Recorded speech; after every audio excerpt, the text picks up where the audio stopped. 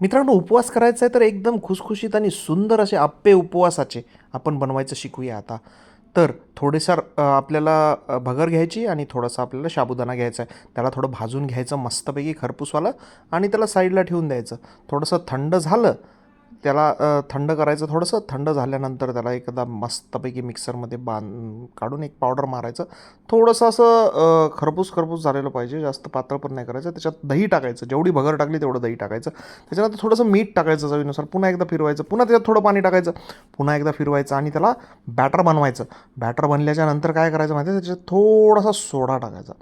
आपला सोडा म्हणजे इनो टाकला तरी चालेल. त्याच्यानंतर थोडीशी मिरची टाकायची, 2 चमचे शेंगदाण्याचा कूट टाका आणि मस्तपैकी आपल्याला ना आप्प्याचं आपल्याला बॅटर तयार झालेलं आहे. आता आप्प्याचं पात्र घ्या, त्याच्यामध्ये थोडं तेल टाका आणि त्याच्यामध्ये आप्पे सोडून द्या. ह्याला 2 मिनटं, फक्त 2 मिनटं किंवा 3 मिनटं ह्याला थोडंसं शिजू द्या. त्याच्यानंतर उलटं करा. त्याच्यानंतर त्याच्यामध्ये पुन्हा त्याला 3 मिनटं शिजू द्या आणि ते 3 मिनटं झाल्यानंतर थोडंसं म्हणजे एकदम मस्त झालं की ते एकदा कळालं की त्याला घ्या तुम्ही आता प्लेटमध्ये काढून.